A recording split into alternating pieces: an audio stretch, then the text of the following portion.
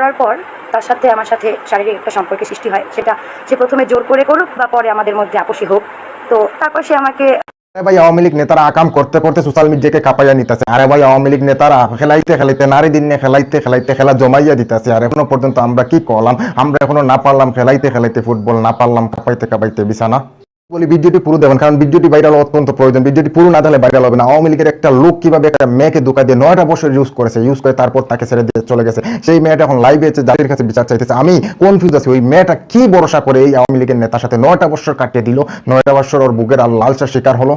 বলুন, এখন আমরা সেই আওয়ামী লীগ নেতার আকামের কথা শুনবো, সেই মেয়েটির মুখে যে মেয়েটির সাথে সে আকাম করেছে। তো তার আগে বলে রাখি, আমার চ্যানেল নতুন হলে অবশ্যই আমার চ্যানেল সাবস্ক্রাইব করবেন। যারা আমার সাথে আছেন তাদেরকে অসংখ্য অসংখ্য ধন্যবাদ। ভিডিও দেখতে থাকবেন, কারণ দেখতে দেখতে আমার প্রতি আপনাদের ভালো লাগে, ভালোবাসা এমনিতেই হয়ে যাবে। মহানগর ছাত্রলীগের সভাপতি জসিমউদ্দিনের নামে তার সাথে আমার সম্পর্ক দীর্ঘ 9 বছর।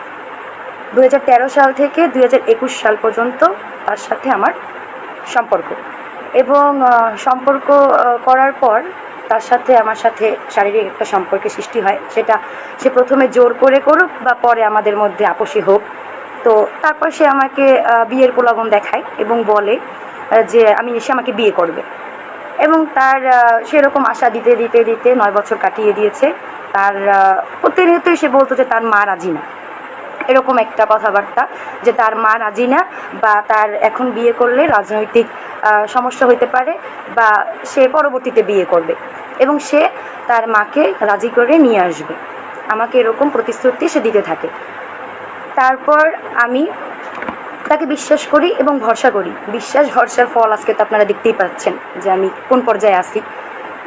তারপর এক সময় আমি তার আমি জানতে পারি যে তার মা তাকে অন্যত্র বিয়ে দেওয়ার ব্যবস্থা করতেছে, এবং তাকে আমি যখন প্রশ্ন করি যে আপনি বিয়ে করবেন সত্যি, বলতেছে আমার এখনো বিয়ের বয়স হয় নাই, যখন সময় হবে তখন ভাবা যাবে। তারপর আমি 10 তারিখ, এই মাসের 10 তারিখ আমি তার বাসায় যাই। তার বাসায় যাওয়ার পর, যেহেতু তার মাকে নিয়ে তার অজুহাত, তারপর আমি তার মায়ের কাছে গিয়ে সব বলি।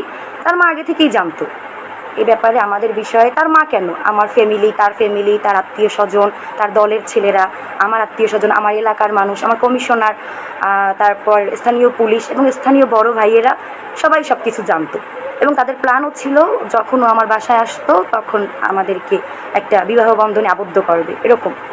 কিন্তু আমি বলেছি যে দেখেন, যেহেতু বিষয়টা আমার, আমি তাকে ভালোবাসি, সে আমাকে বলেছে বিয়ে করবে, আপনারা এরকম কিছু করেন না। তো আমি সেদিন 10 তারিখ তার বাসায় যাই এবং তার মাকে সব কিছু খুলে বলি যে মা এরকম এরকম, এবং আমি তার পা ধরে কান্না ভিক্ষা চাই, আঁচল পেতে আমি ভিক্ষা চাই যে মা আপনি আপনার ছেলেকে আমারে ভিক্ষা দেন, নয়তো আমি মারা যাব। তার মা আমাকে বিয়ের আশ্বাস দিয়ে 9:50-এ তার এক কর্মী মেহেদি হাসানকে দিয়ে আমাকে বাসায় পাঠিয়ে দেয়।